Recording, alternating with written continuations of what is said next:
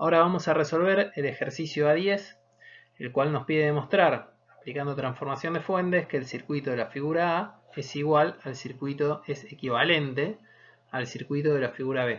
Hablamos de circuitos equivalentes y no circuitos iguales, porque si bien al efecto que produce el circuito a la resistencia G1, a la admitancia G1, ambos producen el mismo efecto, no son circuitos iguales porque la potencia generada por cada uno de esos circuitos en sus componentes es diferente.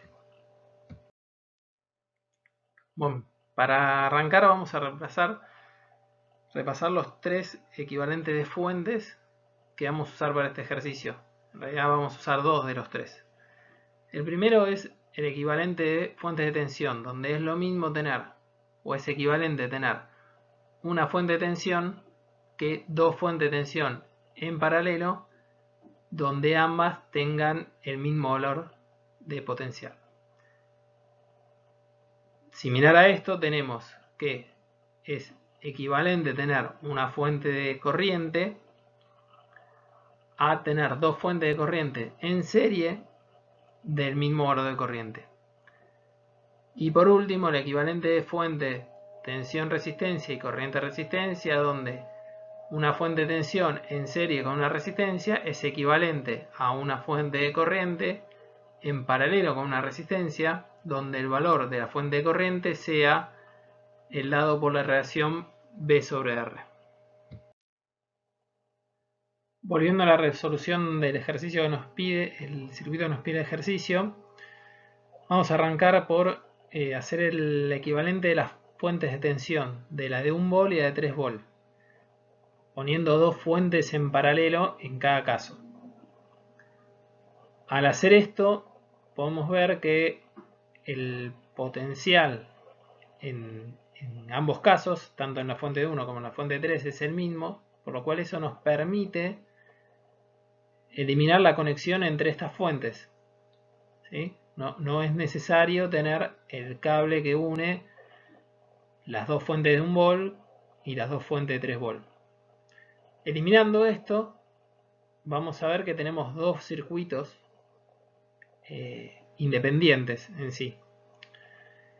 Y el que nos interesa es el circuito de adentro, el circuito que está recorriendo la malla afuera.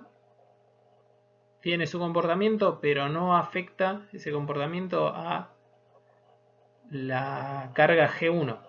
Con lo cual, esa malla la podemos eliminar porque no hace a nuestro circuito, o a la resolución de nuestro circuito, lo que queremos buscar. El otro paso que vamos a hacer, la otra transformación de fuente que vamos a hacer es tanto la fuente de 1 volt con la resistencia 1 volt, como la fuente de 3 que está a la izquierda, como la fuente de 3 volt con la resistencia de 2 ohm que está a la derecha, las vamos a transformar en el equivalente fuente de corriente en paralelo con con resistencia. Una vez hecho estas transformaciones de fuentes, nos queda prácticamente el circuito que estamos buscando.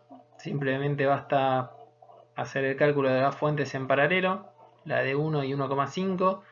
La fuente de 1 ampere sale de la relación 1 volt 1 ohm, y la fuente de 1,5 sale de la relación de 3 volt dividido 2 ohms. Como ambas están en el mismo sentido de ingreso de corriente al nodo, se suman, entonces nos va a quedar una fuente de 2,5 y las dos resistencias están en paralelo, con lo cual nos queda el paralelo de 2,1.